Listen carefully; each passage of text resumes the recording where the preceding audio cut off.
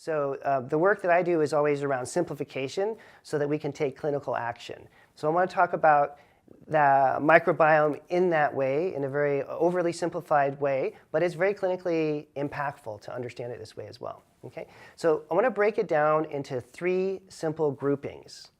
The first group would be those bacteria, and these are the commensal or normal bacteria we're talking about, not pathogens or not ones that are potential autoimmune triggers. We're talking about the normal bacteria.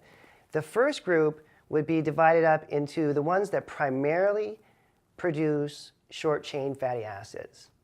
They're making fuel, right, basically. They're making energy. The second grouping would be those that produce hydrogen gas. Very important group.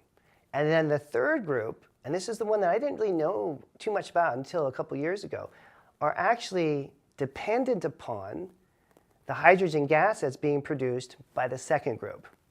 So that third group, and this includes some of the most important commensal bacteria, are entirely reliant upon hydrogen being produced by the second group.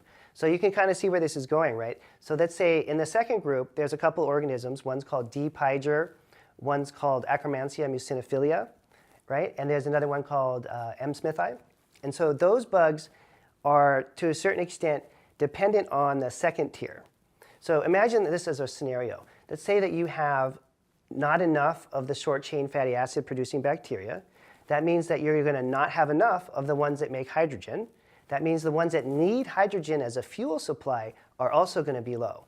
If you see a hydrogen consumer, one that's dependent on consuming hydrogen low, you have to think strategically about what you're going to do to get that organism back up to its normal levels.